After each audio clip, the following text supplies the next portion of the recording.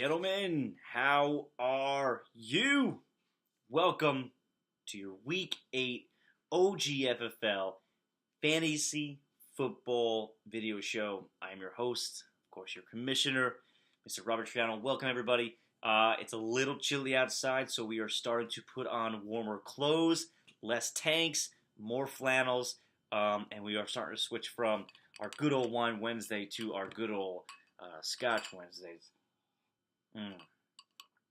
Way too delicious. But welcome, everybody. First things first, of course, as we always do, we have to congratulate the high score winner of the week, and that was Joe for the third time this year. And that win this week over myself with another high score has catapulted him to first in the rankings overall. So congratulations to Joe. As Gio pointed out, this might be the latest point in the season that Joe's ever been in first place. But as I look back, he's only missed the playoffs twice. So good for you, Joe. You are on pace to make it to the playoffs once again. You've got a great team. Gurley is absolutely killing it for you. But let's start off with congratulations. Let's move on to Around the League. This is going to be a little bit of a quick video, guys, at the moment, as it's 10:47 in the evening. A little bit of a busy day. I got George hounding me for trades.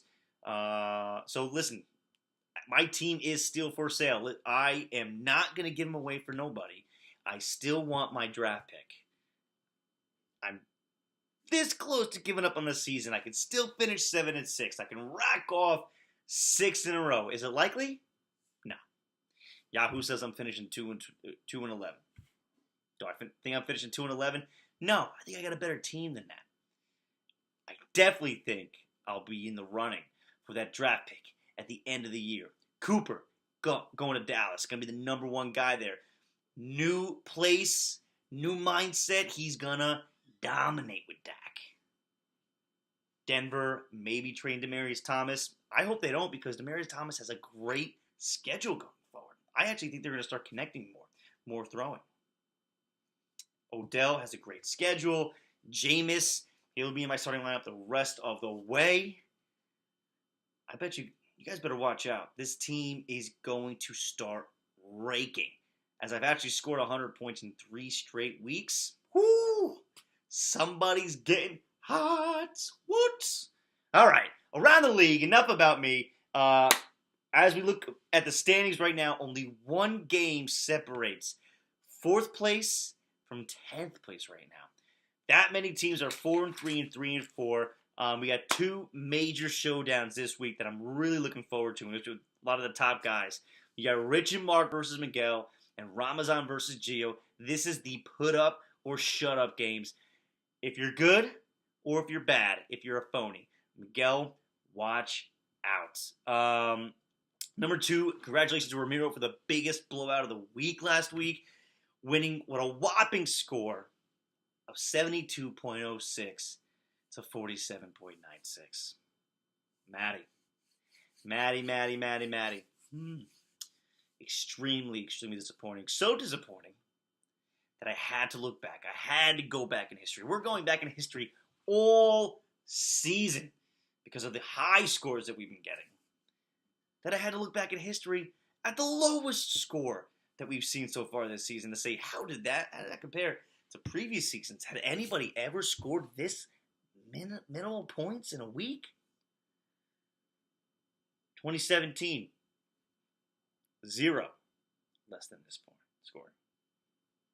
2016, 0 that scored this little. 2015, there's a surprise. 2015, we actually had 3 people score less than 47.96 points in a given week. Those people were Ed, no surprise. He scored 46.8 one of the weeks. Matt, once again, 43.48. So you hold 2 of the lowest 4 scores ever recorded in OGFFL history. The lowest recorded score of all time, Alex, with a score of 41.08. Incredible. So congratulations, Alex. We just figured out who has the lowest score of all time. Who's going to break that record? Matt tried. It's going to be really difficult to pull that one off. But let's look at the top waivers for the week, guys. What I see, number one, the New England defense for $20. A little pricey, but they could be the number one defense this week going against. I almost wish they were going against Nathan Peterman, but they're going against Derek Anderson. So that's the Ramazan, number one waiver pick of the week. He's going to need a win as he's going against Gio, who's another top scorer, so he's going to need a lot of points. Ramiro with number two, $7 for my man, Philip Rivers. And I put 3 letters next to this name.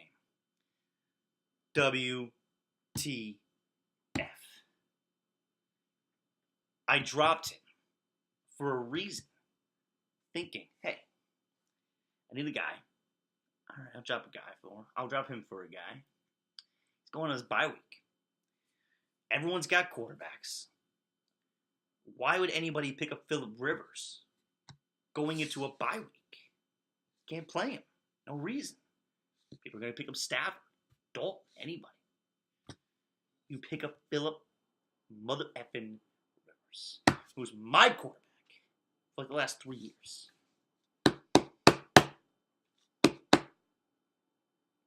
Very upsetting. But you got him, and you weren't the only one that actually put a fab bid. I think Gio put a $5 fab bid as well, so congrats for winning him by $2.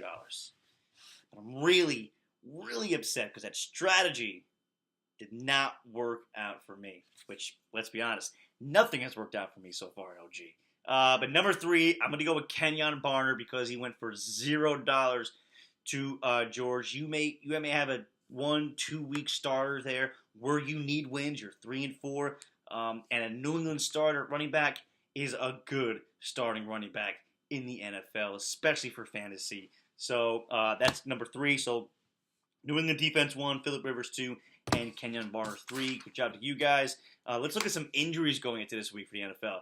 Cook looking doubtful to play. They may hold him out all the way till week 11. Fournette, same thing. Kiki Kuti, he's out this week, so anybody who's got Will Fuller, get him in your lineup. Kenny Stills is doubtful. I'm pretty sure he's actually maybe even ruled out already. So look for maybe a guy like Danny Amendola out there. Matt Breida. Shanahan said he looked good today. Didn't practice because they wanted to stay out. He's going to practice tomorrow. If he looks good, he'll play, which is encouraging news because right away he heard sprained ankle. He was out maybe 1, 2, 3, 4 weeks. But he may actually come back in and play again. This guy is unbelievable. He gets an injury, and he's come back the week later when he's thinking, 2 to 3 weeks potential. I mean, this guy's nuts. Sonny Michel, he's week to week. Look out for him. LaShawn McCoy, head injury. Can't get a break with this guy. I finally put him in my starting lineup, and he gets a head injury. Come on. Gronk, he didn't practice today. He's hopeful to play. Watch out for that one. Bilal Powell put in the IR. Devastating injury. Could be career-ending. Very upsetting. It's a very sad news right there for him. He's a great player. Only 29 years old. Royce Freeman, most likely not going to play this week, so Philip Lindsay could have a huge game. Sproles could be coming back into the mix with that Philadelphia running back committee. So it could be a 4-way committee at this point with a Jamal Adams guy coming in out of nowhere. Green Bay wide receivers, look out for them. Allison and Cobb could be returning this week, so look out for that. And Kupp looks doubtful again, so keep an eye on that, especially good news for Cooks and Robert Woods. And to finish off, guys, so the TD percentage, not really much, just changed a couple things here or there, but there's a new team that's joining Ramazan in the watch out. This team is dominating and will continue to dominate. There doesn't look like there should be a lot of regression coming for this team. And it's sad to say, well, it's good to say it's not Miguel's. It's sad to say that it's actually Rich and Mark's team. They are in the top 6 of scoring touchdowns overall, and they're not in the top 3 percentage of percentage points scored for based on touchdowns. So they're joining Ramazan as a team that's scoring a lot of touchdowns, but also getting a lot of yards. It's not a lot of big percentage of their points scored. So look out for those 2 teams, Richard Mark and Ramazan. And the trade deadline, guys, we're coming close, 3.5 weeks away, November 17th. As I said, George is hounding me for trading my players. I'm not just giving them up for nothing, guys. I'll give them up. You know me. I'm into trading. But Give me something good for them. Come on. November 17th, 3.5 weeks away. And that's going to be it for me, guys. Have a great evening. Happy Wine Wednesday. Scotch Wednesday.